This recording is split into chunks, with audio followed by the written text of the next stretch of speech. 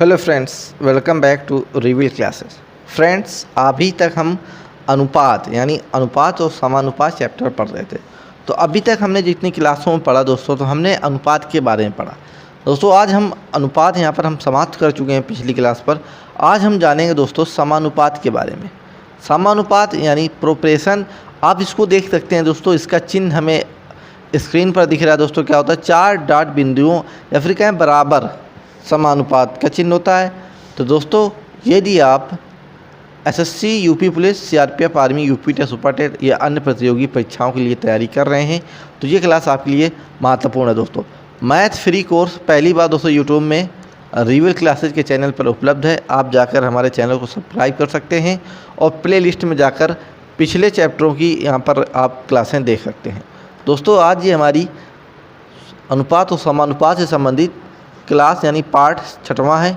Video को दोस्तों शुरू करने से पहले हम आशा करते हैं कि आप वीडियो का लाइक, शेयर और दोस्तों सब्सक्राइब करना नहीं भूलेंगे। तो चलिए दोस्तों आज की क्लास हम प्रारंभ करते हैं। तो दोस्तों आज की बात करते हैं दोस्तों समानुपात। समानुपात किसे कहते हैं यानी प्रोपोर्शन किसे कहते हैं। तो चलिए समानुपात की बात करते हैं दोस्तों। तो समानुपात के लिए हमारे पास छोटा सा यहाँ पर एक लिखा हुआ है दोस्तों परिभाषा के रूप में कि वह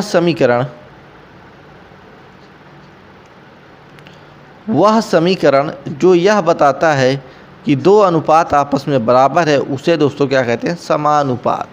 यानी समान अनुपात, जो अनुपात आपस में बराबर हों उन्हें हम क्या कहते हैं? समानुपात। ठीक है दोस्तों।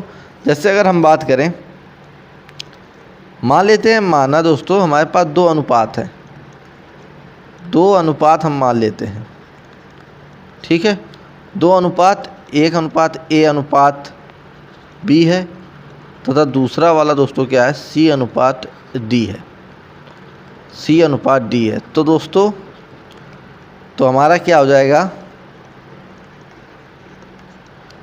ए अनुपात बी बराबर सी अनुपात डी हो जाएगा। क्या हो जाएगा? ए अनुपात बी बराबर सी अनुपात डी हो जाएगा। और दोस्तों हम इसको ये भी लिख सकते हैं, ए अनुपात बी, इस बराबर को हम 4 डॉट बिंदुओं से इंगित कर सकते हैं, सी अनुपात डी। ठीक है दोस्तों। या फिर हम इसको अनुपात को इस तरह भी लिख सकते हैं, ए बटा बी बराबर सी बटा डी। इसी को दोस्तों क्या कहते हैं हम? समानुपात। यानी दो अनुपात आपस में समान हो उसे हम समानुपात कहते हैं। और इसी को दोस्तों हम क्या नाम दे देते हैं? इसी को दोस्तों हम नाम दे देते हैं समानुपातिक समीकरण। समानुपातिक समीकरण नाम दे देते हैं, समानुपातिक समीकरण। तो दोस्तों आपको ये समानुपात के बारे में समझ में आया होगा। अब बात करते हैं दोस्तों इससे एक महत्वपूर्ण बिंदुओं की, समानुपात के बारे में और जानकारी दोस्तों हम आगे देखते हैं। जैसे कहता है हमारा बिंदु 1 कि समानुपात समीकरण में ए कामा बी कामा सी डी को क्रमशः प्रथम पद, द्वितीय पद, तृतीय पद, चतुर्थ पद कहा जाता है। जैसे हमारे पास ये देखिए दो अनुपात आपस में बराबर दिए गए। तो दोस्तों इस वाले पहले वाले अनुपातिक पद को हम क्या कहते हैं? प्रथम पद। ये आपको बिल्कुल ध्यान देने योग्य बात है दोस्तों। इसे हम प्रथम पद कहते हैं। फिर उसके बाद दोस्तों जो हमारा दूसरा अनुपातिक पद होता है तो उसको दोस्तों हम कहते हैं क्या? द्वितीय पद। क्या कहते हैं दोस्तों? द्वितीय पद। ठीक है दोस्तों। फिर समानुपात चिन्ह के बाद जो अनुपात होता है उसका प्रथम अनुपातिक पद दोस्तों, उसको हम क्या नाम दे देते हैं? उसको नाम दे देते हैं दोस्तों तृतीय पद। क्या नाम दे देते हैं? तृतीय पद। फिर दोस्तों हम अगले जो उसमें अनुपातिक पद होता है उसको नाम दे देते हैं दोस्तों क्या? चतुर्थ पद। चतुर्थ पद दोस्तों नाम दे देते हैं। तो दोस्तों आपको ये इमेज अपने माइंड में बिठा लेनी है दोस्तों कि जब दो अनुपात आपस में बराबर दिए हों तो उसमें प्रथम पद, द्वितीय पद और तृतीय पद और चतुर्थ पद दोस्तों क्या होता है। ठीक है दोस्तों। तो हमने एक छोटा सा बिंदु समझा। अब अगले बिंदु की ओर चलते हैं। अगला बिंदु कहता है कि समानुपातिक समीकरण में बी और सी को अंतः पद कहते हैं, जबकि ए जो होता है डी बाह्य पद, यानी ए और डी को हम दोस्तों क्या बाह्य पद कहते हैं। तो यहाँ पर देखिए दोस्तों कहता है कि यहाँ पर बी और सी, तो देखिए यहाँ पर हमारा अनुपात, दो अनुपात दिए हैं समानुपात के रूप में। यहाँ पर बी और सी दोस्तों, तो बी और सी को हम क्या नाम दे देते हैं दोस्तों? अंतःपद। क्या नाम दे देते हैं? अंतःपद। ये आपको बिल्कुल ध्यान में रखना है दोस्तों कि अंतःपद कौन होते हैं। ठीक है, बी और सी यानी प्रथम अनुपात का द्वितीय पद और दूसरे अनुपात का प्रथम पद को हम दोस्तों क्या कहते हैं? अंतःपद। फिर कहता है दोस्तों ए और डी को, ए और डी को दोस्तों हम क्या कह देते हैं? बाह्यपद। बाह्यपद।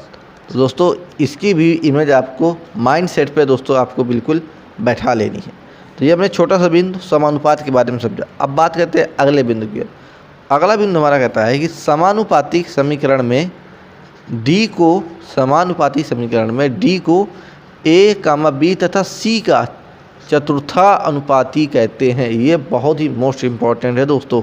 काफ़ी लोगों को चतुर्था अनुपाती पता ही नहीं होता किसे कहते हैं। तो यहाँ पर देखिए, देखो हमारे पास ए, बी और सी, यहाँ पर यानी प्रथम अनुपात के दोनों पद और दूसरे अनुपात के प्रथम पद के पदों को अगर हम मिला दें तो उनके मिलाने से दोस्तों, उनका अगर पूछे कि उनका चतुर्थानुपाती कौन होता है तो होता है डी, यानी ए अनुपात बी यानी ए बी सी। यहाँ पर दोस्तों हम कह सकते हैं कि ए कामा बी कामा सी का दोस्तों चतुर्थानुपाती कौन होगा? चतुर्थानुपाती कौन होगा दोस्तों? तो वो होगा दोस्तों हमारा क्या? डी। चतुर्थानुपाती कौन होगा? डी। दोस्तों आपको ये पिक्चर बिल्कुल माइंड सेट पे आपको क्लियर कर लेनी है दोस्तों, कोई डाउट नहीं। डाउट भी हो तो कमेंट करके आप पूछ सकते हैं बाद में दोस्तों। तो समानुपाती समीकरण में डी को ए, बी तथा सी का चतुर्थानुपाती कहते हैं। अब चलते हैं दोस्तों, एक नियम देख लेते हैं हम। नियम हमारा क्या कहता है? एक नियम है बहुत ही इम्पोर्टेंट, कहता है समानुपातिक समीकरण में दोस्तों अंतःपद हो। देखिए दोस्तों अंतःपद आ गया ना, और अंतःपद हम अभी हमने बताया क्या होता है। तो समानुपातिक समीकरण में अंतः पदों का गुणनफल, अंतः पदों का गुणनफल बाह्य पदों के गुणनफल के दोस्तों क्या होता है? बराबर होता है। यानी अंतः पदों का गुणनफल बराबर बाह्य पदों का गुणनफल। अब देखिए जैसे हमारे पास दोस्तों क्या था? ए अनुपात बी, फिर समानुपात सी अनुपात डी। तो अब देखिए यहाँ पर दोस्तों हमारे अंतःपद क्या थे? B C. तो यहाँ पर कहता है अंतःपदों का गुणनफल, तो यहाँ पर हमने क्या? बी सी बराबर बाह्य पद हमारे क्या थे? ए और डी। तो ए और डी का गुणा। तो यहाँ पर आपको ये ध्यान रखना है कि अंतःपदों का गुणनफल और दोस्तों बाह्य पद का गुणनफल आपस में बराबर होता है। बस यही नियम आपको बिल्कुल ध्यान में रखना है। इसका यूज हम काफ़ी सवालों में करने वाले हैं।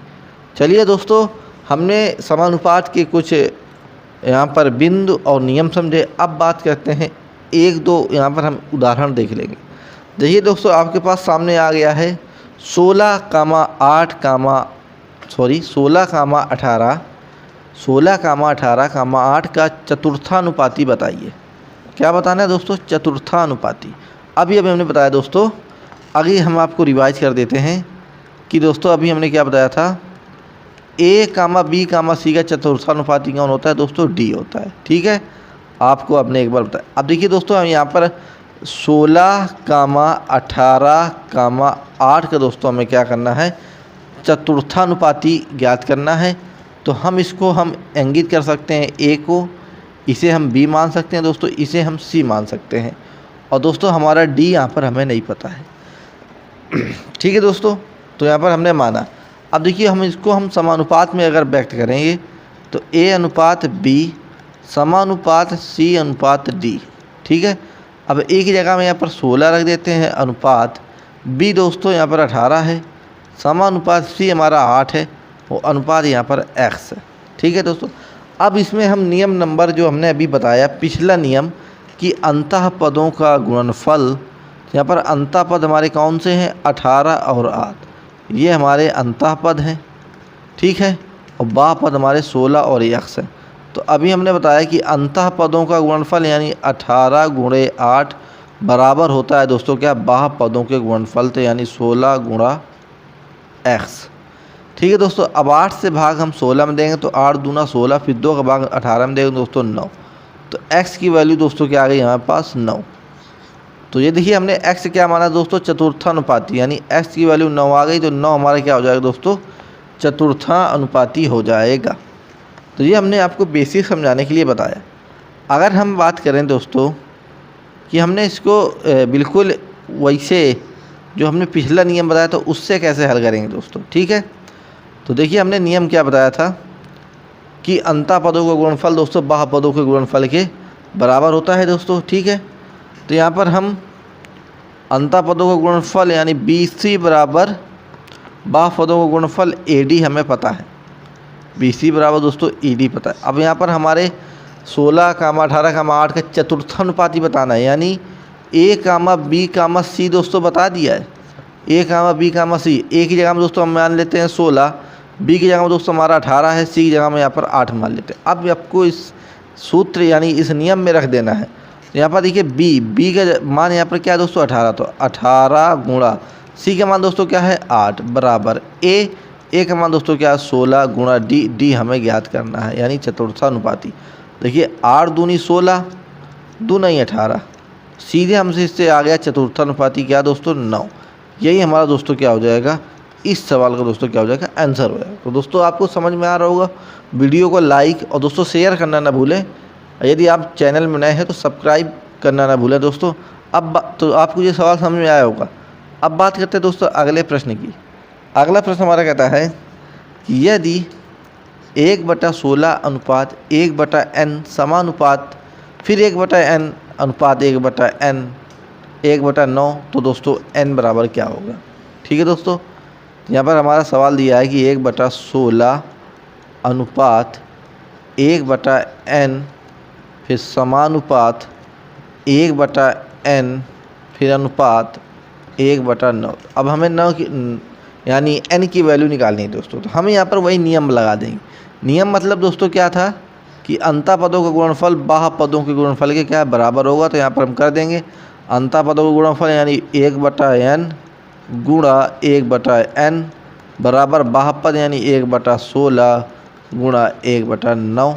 अब देखिए जब इनका हम आपस में गुणा करेंगे तो हो जाएगा 1/n² बराबर इसका हो जाएगा 1/16 गुणा 9 में करेंगे दोस्तों तो हो जाएगा 144, ठीक है। अब यहाँ पर अगर हम 3 का गुणा कराते हैं दोस्तों तो हमारा आ जाएगा n² बराबर 144 दोस्तों। तो अब देखिए जब हम n बराबर यहाँ पर स्क्वायर हटाएंगे तो यहाँ पर अंडर रूट में लग जाएगा यानी 144 हो जाएगा। तो दोस्तों n बराबर क्या आ जाएगा हमारा 144 दोस्तों 12 का वर्ग होता है, तो 12 का वर्ग यानी वर्ग से दोस्तों ये रूट हट जाएगा तो हमारा n बराबर क्या आ जाएगा दोस्तों 12। यही हमारा सवाल में पूछ रहा था। तो n की वैल्यू दोस्तों क्या आ जाएगी हमारी 12 आ जाएगी। दोस्तों आपको सवाल समझ में आ रहा होगा। तो ये हमने सवाल देखा दोस्तों। अब बात करते हैं दोस्तों अगले सवाल की। अगला सवाल हमारा कहता है कि यदि कोष्ठक में दिया है 2x - 3 अनुपात 5 समानुपात x - 2 तो दोस्तों x का मान बताइए। चलिए इसको जल्दी से सॉल्व करते हैं। 2x - 3 फिर दोस्तों अनुपात 5 फिर दोस्तों समानुपात दिया है x - 2, ठीक है। हमें x की वैल्यू निकालना है। तो दोस्तों हमने बताया था आपको कि यहाँ पर दोस्तों सवाल में एक मिस्टेक है हमारा 2x - 3 अनुपात 5 फिर समानुपात x - 2 फिर दोस्तों हमारा अनुपात था और अनुपात के बाद हमारा क्या था दोस्तों 3। तो यहाँ पर हम लिख लेते हैं अनुपात के बाद 3। अब हमारा ये सवाल पूरा हुआ। अभी हमारा दोस्तों मिस्टेक थी, टाइपिंग मिस्टेक थी दोस्तों, ठीक है। अब हमारा सवाल पूरा हुआ। तो अब हमें x की वैल्यू निकालनी है। तो हमने बताया था दोस्तों अंता पदों का गुणनफल बाह्य पदों के गुणनफल के बराबर होता है। तो अंता पद हमारे क्या है 5 और x - 2 इनका आपस में गुणा करा दीजिए। तो 5x - 2 बराबर बाह्य पद हमारे क्या है 2x - 3 फिर 3। तो यहाँ पर गुणा करा देते हैं तो 3 इंटू यानी 2x - 3, ठीक है दोस्तों। 5 के x - 2 के अंदर यानी कोष्ठक के अंदर गुणा कराइए तो 5x - 10 बराबर 3 का कोष्ठक के अंदर गुणा कराइए तो 6x - 9। x वाले पद दोस्तों एक तरफ ले लेते हैं तो 6x - 5x बराबर दोस्तों क्या हो जाएगा 10 - 9, यानी 6x में 5x घटाइए तो x और 10 में 9 घटा दीजिए तो 1। तो x बराबर दोस्तों क्या आ गया 1। यही हमें दोस्तों x की वैल्यू ज्ञात करनी थी। यही हमारा दोस्तों आंसर हो जाएगा x बराबर 1। तो ये हमने यहाँ पर निकाला है x का मान। अब बात करते हैं दोस्तों एक हम नए शब्द की। नया शब्द हमारा है सततता अनुपात। अब बहुत लोगों के मन में प्रश्न उठेगा दोस्तों कि ये होता क्या है, सततता अनुपात किसे कहते हैं। तो चलिए जानते हैं। कहता है जब तीन राशियाँ इस प्रकार से हों कि पहली और दूसरी के बीच वही अनुपात हो जो अनुपात और दूसरी और तीसरी राशि के बीच हो, तो वह तीनों राशियाँ क्या होती हैं दोस्तों, सततता अनुपाती होती हैं। ठीक है। अगर हम बात करें दोस्तों इससे एग्जाम्पल से समझने की, तो हम मान लेते हैं दोस्तों, माना हमारे पास तीन राशियाँ हैं। क्या है दोस्तों, तीन राशियाँ हैं। ठीक है, तीन राशियाँ हैं कौन कौन सी, ए कामा बी और दोस्तों सी। ए कामा बी और सी हैं। तो दोस्तों ठीक है, तो क्या कहता है जब तीन राशियाँ इस प्रकार से होंगी पहली और दूसरी, यहाँ पर देखो पहली और दूसरी के बीच वही अनुपात यानी ए अनुपात बी हो जो अनुपात दूसरी और तीसरी राशि के बीच में हो, तो यहाँ पर बराबर होनी चाहिए, यानी दूसरी और तीसरी यानी बी अनुपात सी के। ठीक है दोस्तों, बी अनुपात सी के। इसे हम लिख सकते हैं ए अनुपात बी समानुपात बी अनुपात सी। ठीक है। अगर हम वो नियम जो हमने बताया था, नियम के अनुसार अगर हम चलें, तो यहाँ पर देखिए दोस्तों अंतः पद का गुणनफल बाह्य पद के गुणनफल के बराबर होता है। तो गुणा करिए तो बी स्क्वायर बराबर हमारा आ जाएगा ए सी। ये हमारा आ गया एक नई चीज़, बी स्क्वायर बराबर ए सी। दोस्तों अब देखिए दोस्तों यहाँ पर बात समझने वाली है। तो बी स्क्वायर बराबर हमारी आ गई ए सी। अब इसमें दोस्तों हम बी स्क्वायर को हम एक नाम दे देते हैं। क्या नाम दे देते हैं, मध्यानुपाती। इसे नाम दे देते हैं दोस्तों मध्यानुपाती। ठीक है। और दोस्तों इसको नाम दे देते हैं क्या, तृतीया अनुपाती। तृतीया अनुपाती। ठीक है दोस्तों, ये आपको ध्यान में रखना है कि मध्यानुपाती क्या होता है, तृतीय अनुपाती क्या होता है, यानी बी स्क्वायर बराबर ए सी। ठीक है। अब इससे संबंधित एक प्रश्न देख लेते हैं। प्रश्न हमारा कहता है 25 और 49 का मध्यानुपाती दोस्तों क्या होगा। आपको अभी हमने बताया मध्यानुपाती बराबर तृतीय अनुपाती होता है। ठीक है। तो क्या होता है सूत्र दोस्तों, हमने बताया बी स्क्वायर बराबर ए सी। ठीक है, बी स्क्वायर बराबर दोस्तों ए सी। ठीक है। तो यहाँ पर मध्यानुपाती हमें बताना है दोस्तों। तो यहाँ पर 25 और 49 यहाँ पर क्या दिए हुए हैं दोस्तों, 25 और 49 हम यहाँ पर दिए हैं ए और सी के मान, यानी ए का मान दिया है 25, सी का मान दिया है दोस्तों 49, यानी ये तृतीय अनुपातियों के मान दिए हैं। तो अब यहाँ पर हम बी स्क्वायर बराबर ए की जगह में दोस्तों यहाँ पर 25 रखते हैं, गुणा सी की जगह में दोस्तों हम यहाँ पर 49 रखते हैं। ठीक है। तो यहाँ पर हो जाएगा बी बराबर अंडर रूट लगा देंगे दोस्तों इसमें 25 गुणा 49। ठीक है। तो जब दोस्तों यहाँ पर देखिए हमारा 25 जो होता है 5 के वर्ग गुणा ये 7 के वर्ग होता है। ठीक है। तो यहाँ पर दोस्तों एक 5 बाहर निकल आएगा, एक 7 बाहर निकल आएगा, हमारा कोष्ठक हट जाएगा। तो b बराबर हमारा हो जाएगा 5 गुणा 7। अब 5 गुणा 7 बराबर हो जाएगा हमारा क्या, 35। तो देखिए हमारा क्या मध्यानुपाती निकालना था दोस्तों, तो क्या निकल के आया 35। मध्यानुपाती क्या निकल के आया दोस्तों, 35। ठीक है दोस्तों, मध्यानुपाती हमारा क्या निकल के आया 35। इससे संबंधित एक और प्रश्न देख लेते हैं। जैसे दोस्तों कहता है 25 और 15 का तृतीय अनुपाती क्या है। 25 और 15 का तृतीय अनुपाती क्या है दोस्तों, जल्दी से कमेंट करके आप बता सकते हैं। चलिए यहाँ पर हम देख लेते हैं 25 और 15 का तृतीय अनुपाती। तो जब तृतीय अनुपाती की बात हो रही तो हम यहाँ पर बी स्क्वायर बराबर यहाँ पर हम जान जाएंगे कि ए सी की बात हो रही है। ठीक है दोस्तों, ए सी की बात हो रही है। अब यहाँ पर हम क्या करेंगे कि हमें तृतीय अनुपाती ज्ञात करना है दोस्तों। तो यहाँ पर हमने बताया था कि जो दो मान दिए हैं वो किसके मान दिए होते हैं। अब यहाँ पर तृतीय अनुपाती हमारा क्या होता है दोस्तों, सी होता है क्या, तृतीय अनुपाती। सी को हम कहते हैं तृतीय अनुपाती। ठीक है दोस्तों, तृतीय अनुपाती कहते हैं सी को। ठीक है। तो अब तृतीय अनुपाती पूछ रहा है तो हम यहाँ पर कह सकते हैं कि ए की वैल्यू यहाँ पर दोस्तों क्या हो जाएगी 25 और यहाँ पर बी की वैल्यू दोस्तों कितनी बता दी है दोस्तों 15। ठीक है, वी की वैल्यू क्या बता दी दोस्तों 15। v की वैल्यू दोस्तों 15 बता दी है। अब सॉल्व करते हैं, तो v की वैल्यू दोस्तों 15, तो 15 गुणा 15 बराबर a की वैल्यू दोस्तों कितनी 25, तो 25 गुणा c हमें निकालना है। अब देखिए 15 गुणा 15 बराबर 25 गुणा c। अब 5 से भाग करा दीजिए तो 5 25 5 3 15, फिर 5 से करा दीजिए 5 यानी 5 5 3 15, तो c बराबर दोस्तों हमारा क्या आ गया 9, यानी तृतीय अनुपाती हमारा क्या आ गया दोस्तों 9। यही हमारे इस सवाल का दोस्तों आंसर हो जाएगा। दोस्तों इसी सवाल के साथ आज की क्लास को हम यहीं पर समाप्त करते हैं। दोस्तों क्लास अच्छी लगी हो तो वीडियो को लाइक शेयर और सब्सक्राइब करना न भूलें। फिर मिलेंगे दोस्तों अगली क्लास पर।